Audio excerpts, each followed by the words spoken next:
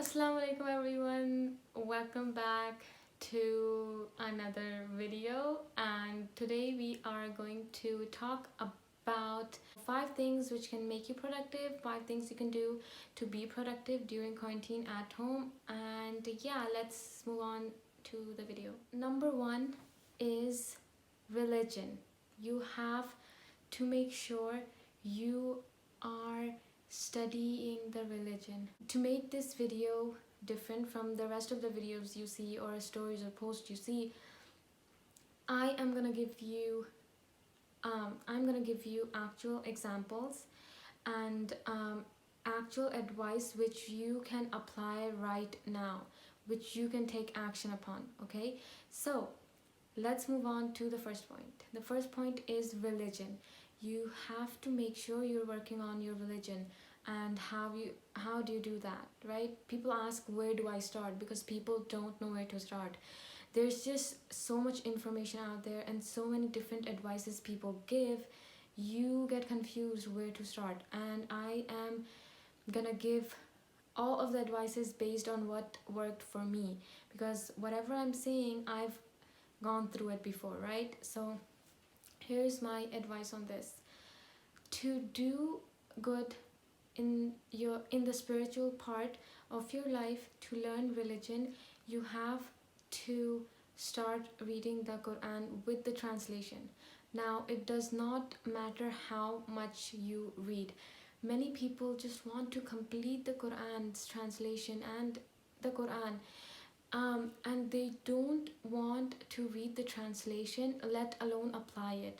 If you're reading something which you don't even understand, it is going to be really hard for you to apply it in your life.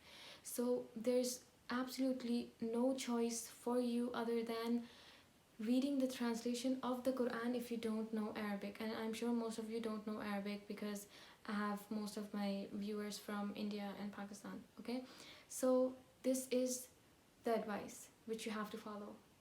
Okay, you have to start reading the Quran with the translation, and you can go to Quran.com, or you can watch YouTube videos where they give you the translation with it.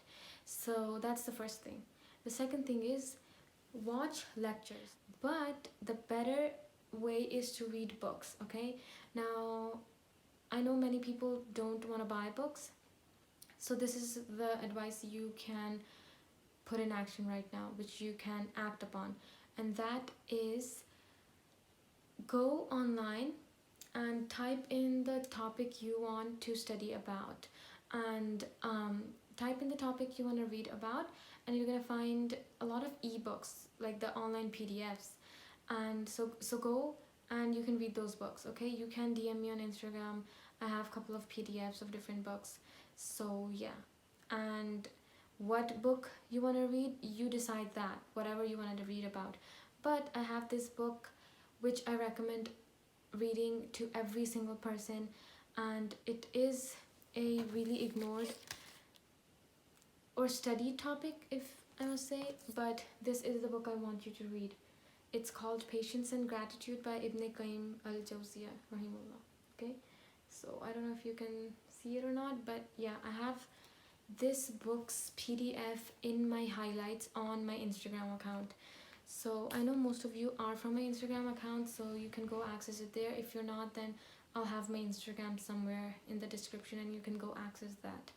So you can read books like this from this scholar particularly. It's really easy to understand, and all of the things mentioned in the book is backed up by Quran or Hadith, authentic Hadith. So that's that. Let's move on to the second point is relationships. And I'm not talking about haram relationships, so let's get that out of the way. Work on your relationships with your parents or your husband or your brother or sister, whoever you live with. Work on your relationships and go talk to your siblings. Ask them if they need any help in their studies, or just talk to them. Have a good discussion. Talk about what's going in their lives. Talk to your mom. In general, you don't have to talk about anything specific, but just develop those relationships and build a good relationship with everyone around you, because it really affects you. um, you need that support, and your family members are the one who are the closest to you, so the best support you can get is from your family. So if you have family around you, definitely work on your relationships, because usually we don't get time to talk a lot if you have studies or school going on. But as you all know, it's quarantine, so we are quarantined, we are at home, so definitely work on relationships. Don't use excessive social media. And this brings me to the third point, which is mental health. Work on yourself and your mind. Everyone has their own weaknesses. Find out your weaknesses, whether it's public speaking or confidence, self-esteem, anxiety problems, whatever that is. Find out your problem, write it down, and I'm going to talk about this write down part that I said in my next point. But whatever you are going through, write it down and fix it. Face your fear, face your weaknesses, and work on them. And the best way to do that is to journal. Okay, now many people are confused on how to journal. um, so I'll give you a couple of tips, and this is my journal. Now you can get any journal or notebook, okay? It does not matter, just make it for writing down what I'm gonna say, okay? And I want you to start by writing down the principles of your life that you just want to stick to. You have to stick to your principles, obviously. So write down the principles of your life. Now I'm going to talk about this maybe later in a video, but all I'm going to say right now is write down your emotions whenever you feel really sad, or if you feel really depressed, or if you're feeling really angry. Write it down in your journal. Write down the experience, what happened, why, what caused you to feel sad, or if you got angry, why did it happen, why did you get angry. And writing all of those things down is going to help you see yourself from a bigger perspective. It's gonna make you face your confusions or whatever you have in your mind. It's gonna make you face your fears, face your emotions, and actually deal with your emotions, instead of just incubating your emotions somewhere in your mind and just ignoring them and pushing them in the corner.